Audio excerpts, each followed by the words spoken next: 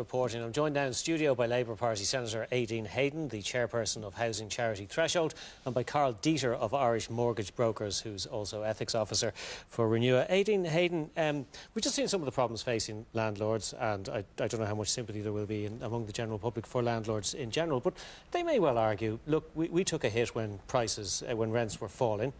Now we surely should have the right to charge what the market rate is.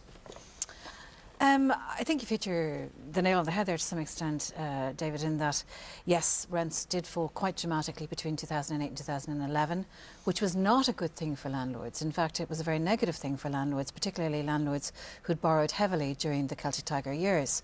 And what we're seeing now is exactly the upswing of that cycle, where we're seeing rents rising very dramatically and predicted to rise even more dramatically in the next 12 months, where it's a disaster for tenants. And I suppose really the question we have to ask ourselves is, given that 1 in every 5 families in this country is living in a rented home, 1 in 3 in Galway, 1 in 4 in Dublin, is this the kind of seesaw effect on the property market we want to have?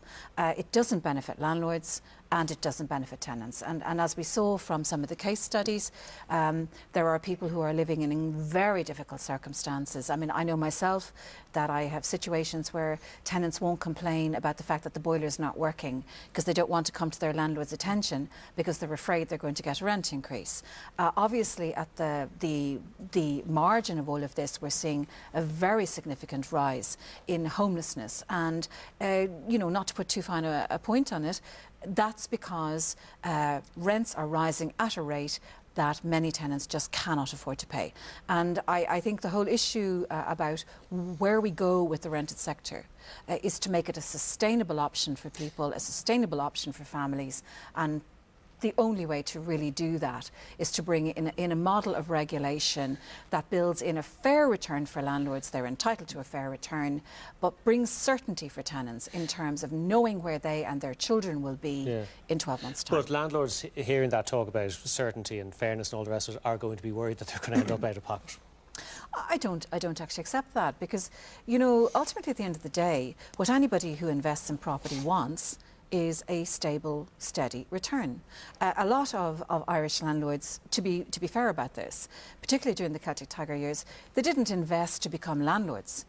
They actually invested for capital gain. And many of them who found themselves stuck in the rented sector are stuck there because they didn't make the capital gains that they were anticipating to make, and they weren't able to get out. Now, again, that's a question we need to ask ourselves. Do we want a rented sector that's predicted on capital gains, or do we want a landlord who really wants to be there to be a landlord and to rent property? OK, can I bring Karl Deeter in there? A steady, stable return, that sounds ideal for a landlord. It would, except that if you look at the history of property in Ireland, it's never been steady and it's never been stable. So, what you see is people coming out of a situation of instability and trying to ingrain that into it is difficult because of the way that property is taxed or rental incomes are taxed. And certainly if you look at the people that were in the videos, they weren't talking about rent control, they were talking about the rent supplement and the fact that it wasn't right, it wasn't good. And interestingly, at the ESRI, a guy named Rob Joyce from the Institute of Fiscal Studies in the UK, which has been going for since 1969, it's voted Think Tank of the Year, non-partisan group, said that housing subsidies, when they're removed, which is the same as not rising with rent increases, 90 to 95% of the incidence or the pain lands upon the tenant.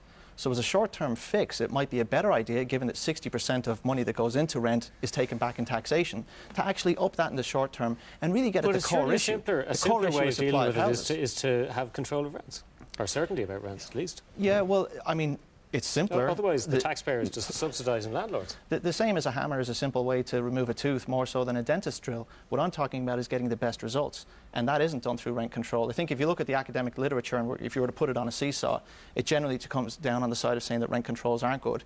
And certainly from 2008 to 2010, when rents were falling, there was not a single headline about this. What you're seeing now, though, is that there's an unfairness of taxation. There's things like local property tax, which can't be written off despite a promise being given, and it could be written off. What you've got to do is respect both sides. And if you have rent certainty, you can actually do that already within a lease in Ireland. We have that to a degree. You know, ideas like, oh, why don't we do like Germany? Germany's in the news because they've had 50% rise in rents over the last 5 years, 30% in the last 3 years in the big cities, and they already have rent control. So you can have these great ideas, but it's the consequences of what's the next person trying to get into the housing market, what do they face? And that's the issue. The type of rent control is very, very important because there's 3 types and we need to decide which one are we going for. Okay, well, Aideen Hayden, the rent control or rent certainty could have unintended consequences that you won't like. Oh, well, first of all, this issue of rent certainty, and I think there's a big difference between rent control and rent certainty. What is the difference? Because surely if it's not controlled, it's going to rise. I'll give a very quick explanation Good. without sounding like an academic. Basically, rent control is what we had in Ireland back in the 1930s, 40s, 50s and 60s, where rents were fixed at a moment in time and they just never went up after that. The European model of rent certainty, which is what you have in probably, you know, the kind of economies that most people in Ireland would have, you know, relatives working there, the Netherlands, Germany, Sweden, Switzerland, France, Denmark and so forth. They work to a rent certainty model where the level of rent increase is regulated, and it's regulated to an index. It could be the consumer price index or whatever. Says in Germany's gone up by 50%? Germany, as Karl very well knows, has a very successful system of renting, almost 50%. There are difficulties in some of the urban areas in Germany where they are looking at increasing, actually, Karl, the level of rent certainty in Germany. Absolutely correct. For very good because reasons. It's not working. And actually the same thing is happening in France because there is pressure in urban areas, exactly like we're seeing in Ireland. And therefore, I do think we need to learn from our European neighbours. We're an outlier. We had practically no regulation in this country before 2004. And even the regulation we have today is practically minimal or non-existent. So if we're going to have 1/5 of our population living in rented housing, they need to have the knowledge that they're living in a fair system and that they will have the certainty of knowing they'll be living there in 2, 3 and 4 years' But isn't time. the problem supply? You can talk about rent certainty all you like. If you don't have enough supply, it's not going to make a difference. Of course, David, and you know, here's the thing. Even if we had every site in the country under construction, if we had the bulldozers in the fields, we're going to be a couple of years away from increasing supply to the point where it would make any significant difference. What about the people who are living there now, facing 20% rent increases next year? You know, it isn't fair. People are going into homelessness, they're losing their homes, and we need to act on it. Karl, people hearing about rents increasing by 60%, they're going to say landlords are gouging tenants because they can get away with it. Yeah, there is definitely that view. But the question is, why can a landlord get away with that? It's because of a systemic failure to provide housing for people at the low end. And in fact, one of the big things that we did, which was a move supported by Threshold, was get rid of bed sits. And what that did is push a lot of people out of low-end, low-cost housing into competing for one-bed apartments, which they never should have been in. And it's the fact that we didn't provide social housing that they maybe should have been in the first place is where the failure lies. You see, this whole thing of rent control is really a straw man, because even the PRTV, which Aideen used to sit on the board of, commissioned a report on this and said that it probably wouldn't be a good idea only last year. So what I'm saying is, and my disclosure is I am a landlord, I do agree with rent certainty in terms of making sure that it's paid, in terms of giving the person a good price. But like the same as a fixed rate with a loan, you'll probably pay a premium for it, and we don't actually have the infrastructure to do it currently. Okay, very quickly, Aideen, what's your say? People are paying that premium now. They're paying that premium in 200 families in hotels in Dublin as we sit here. They're paying that premium because they're losing their homes every day of the week. Okay. That's the bottom line. And there we have to leave it. Thank you both very much for joining us. Miriam.